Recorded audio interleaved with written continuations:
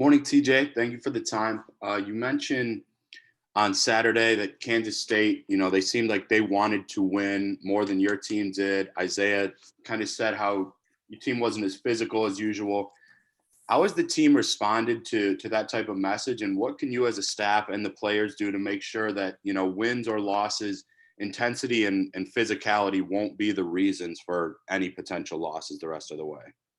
Yeah, I think even more than those reasons, like our guys want to win. Like there's no doubt they want to win, and there's no doubt that they're playing hard. For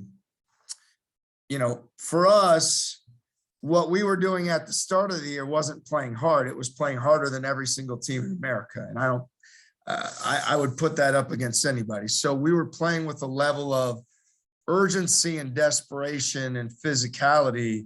We were turning people over, and we were essentially like out physicaling everybody.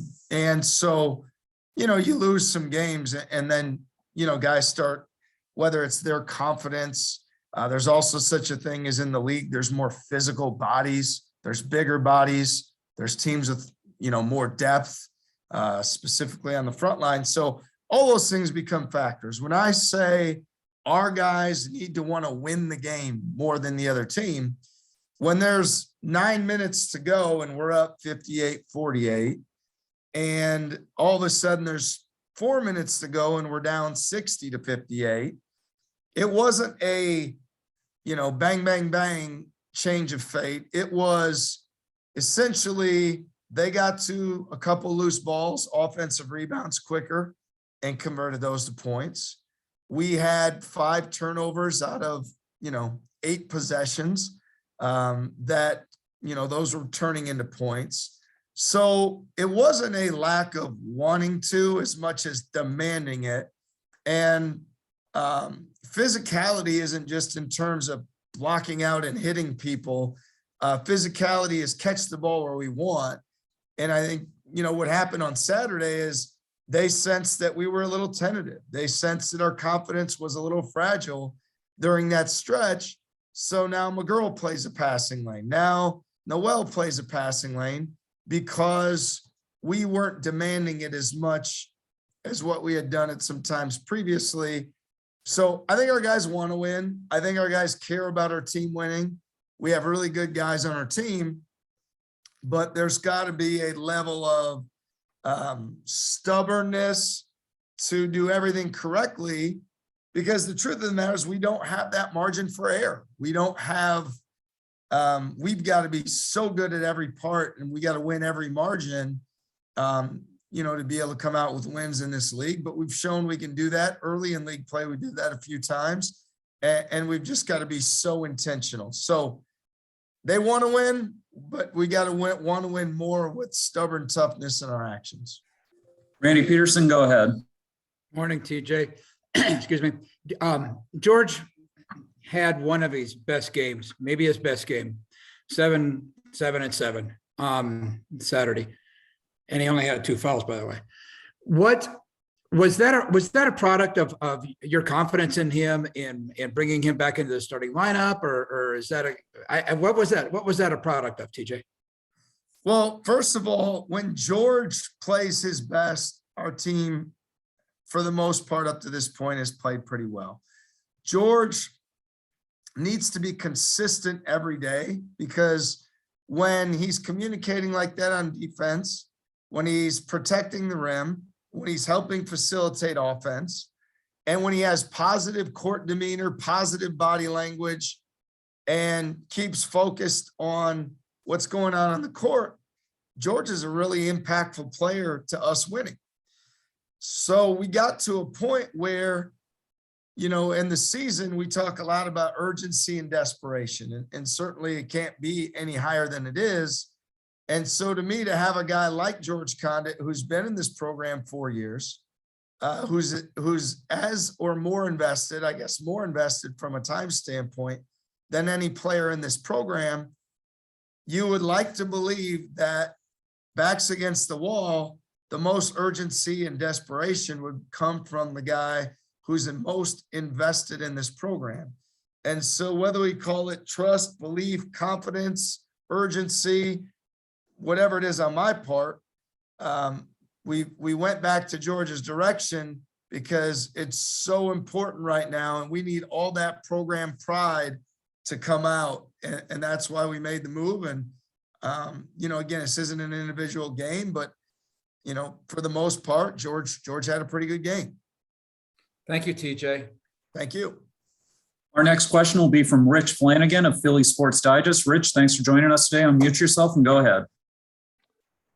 Thanks so much for having me. TJ, wanted to pose a question about Isaiah, from having the opportunity to have covered him in high school and then through his early years in college. He's particularly emerged as a terrific rebounder, just phenomenal at his position, specifically guards, not only in the Big 12, but nationally.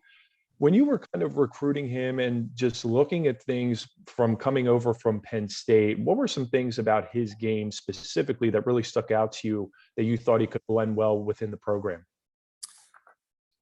We felt like he had tremendous basketball character by how hard he played. We saw consistency with defensive effort, with rebounding energy, getting loose balls, doing effort-based things. And as a coach, when you're coming in your first year, especially when you look at your best or your best couple players, even more important than talent and ability is guys that do winning things, because as you set the foundation for your program moving forward, they need to be that example and show the others how that needs to look every day. And we saw all those examples from Isaiah in defense, rebounding, running the court, loose balls, effort-based plays, cutting. And we believed in the fact that he did all those things, that we could uplift and empower his confidence to a level where scoring, rebounding, higher minutes, more production would be something that he would be able to do because he did all those other things well. And I know myself as a coach that if you do all the things that are really hard, we're going to be a great place to help build your confidence, expand your game, give you more opportunity. And Isaiah does all the things on the basketball court that are effort-based, that are hard to do, because of his character and his work ethic. Obviously, his fast twitch, explosiveness is a factor as well. But we saw those things, but we've been really pleased at how he's continued to do them each and every day. Our next question will be from Travis Hines. Travis, unmute yourself and go ahead. Hey, TJ, when you look back at, that first game against TCU, why did that game go the way it did? Well, the game started out with with us missing layups at the rim that were uncontested. Them is specifically with the big fella Lumpkin inside, getting baskets at the rim. So I feel like we have to have a physicality to, number one, we got to finish plays, because I don't think it's a big secret when we're seeing the ball go through the hoop, whether it's jump shots or layups, there's a different hop in our step and a different energy and an enthusiasm. So we've got to cash in those opportunities. And then their front line, like they're number one in the country, offensive rebounding percentage. They're the best in the league.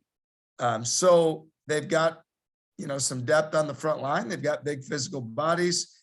They played like it last game. They controlled the paint. They scored at the rim. They didn't need to get a ton of offensive rebounds because they had such a great physical presence to how they did everything. Another reason the game went the way it did is Damian Baugh just ran around and took the basketball from us 7 times, whether it was, just stealing it from the guy with the ball, running off as a secondary defender.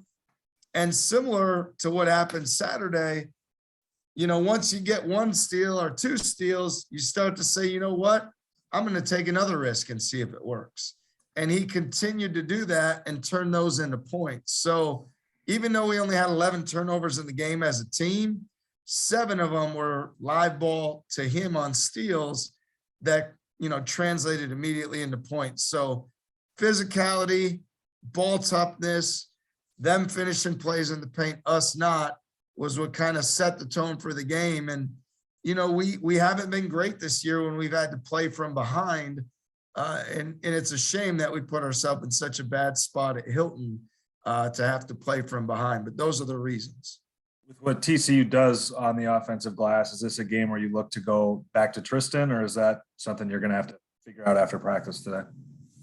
Yeah, I mean, we're going to play, there's times in the league that, physicality and size helps. There's times that teams play 4 guards, and maybe that's better. There's times as a coach where you want to be mismatched with an opponent for one reason or another. So obviously they've got physicality in the front line and depth on the interior. So it would be wise to assume that we're going to have to play more size and physicality, because the alternative is where you give yourself a great offensive advantage. And by that, most teams mean, create the play where you're going to make a lot of threes. And I don't know that that's something that we have at our disposal. So we'll have to match that physicality. We'll have to be, play guys on the front line, and probably more minutes to be able to neutralize that, situation they have where they are so good offensive rebounding wise and they are big. Thank you. Yep. Randy Peterson, go ahead. I want to go back to Isaiah for a moment, TJ. Is there any cool backstory, recruiting backstory with him, with you guys and him? I don't know if there's any cool story. I think his high school coach, things he said about him, and as we connected, those things really mattered to me. And so I think what you try to do is get the whole picture. And for Isaiah, whether it was high school, St. Bonaventure, Penn State, you want to try to get as much education from everybody. And I remember talking to his high school coach when he played in Philly and talking about why he could be our best player and how he was as their best player. And so to me, that was really a conversation that, and I could get you his contact, or information off the record, but that was really a conversation where I felt like he can be our go-to guy. He can be our first option. He did do that in high school, and he's got that character and resiliency. But I would say that, or the other thing is even like his dad being his dad having played at Coppin State and played in the NCAA tournament and winning a game in the NCAA tournament, and just, having that connection with his dad. I think, those are the things. But Coach Blount on our staff did a great job identifying him, and we recruited him, collectively as a staff over whatever it was, the 5 or 6 weeks he was in the transfer portal. But I'd say that's really the storyline. All right, TJ, see you tomorrow night. Thanks. Sounds good. Thanks. All right, that's all we have for you today, Coach. Thanks for your time. Thank you.